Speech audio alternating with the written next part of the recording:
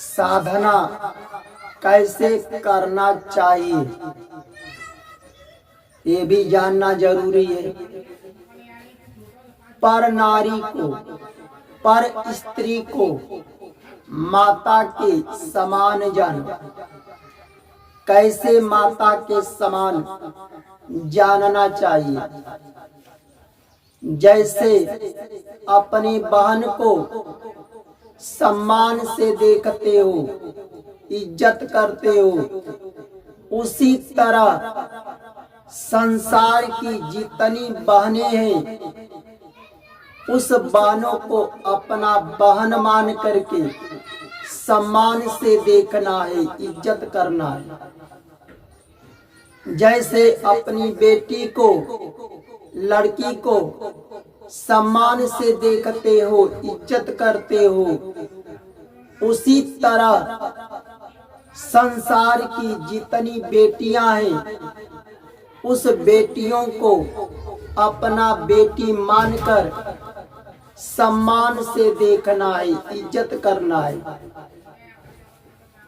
जैसे अपनी माँ को सम्मान करते हो, इज्जत करते हो, उसी तरह संसार की जितनी माताएं हैं उन माता को अपना माता मान करके सम्मान से देखना है, इज्जत करना है।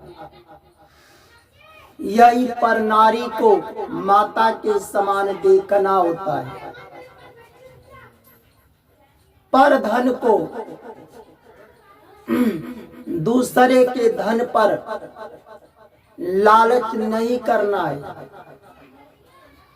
अगर दूसरे के धन पर लालच करोगे तो क्या लालच करके उसे हड़प करके बेईमानी करके अपना बनाओगे? क्या यही तुम्हारा साधना है? अगर तुम्हें धन की लालच है तो मेहनत करके, परिश्रम करके, बिजनेस व्यापार करके धन को बना लो, यह तुम्हारी साधना है। पर दूसरे के धन को, दूसरे के जमीन को लालच करके, हड़प करके, बेईमानी करके बनाना, यह तुम्हारी साधना नहीं है। दूसरे की निंदा करना, कमी निकालना, उसकी बुराई करना छोड़ दो। दूसरे की निंदा नहीं करना है, कमी नहीं निकालना है, बुराई नहीं करना है, तब जाकर तुम्हारी साधना मानी जाएगी। भगवान के नाम का चिंतन करो।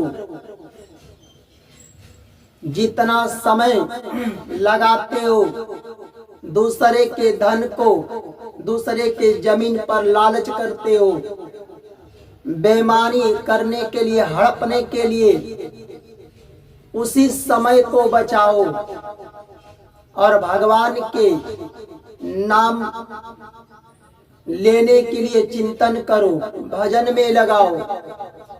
दूसरे की निंदा करने में, बुराई करने में, कमी निकालने में जो समय बर्बाद करते हो उसे भगवान के चिंतन करने में, भजन करने में लगाओ।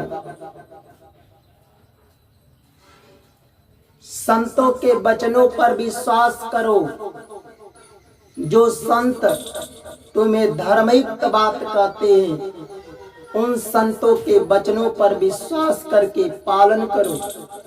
सत्य बोलो, तब तुम्हारी जाकर के साधना होगी। इसी को साधना कहते हैं। और ऐसे साधना करने से ही भगवान मिलते हैं। आ गया साधना किसको कहते हैं?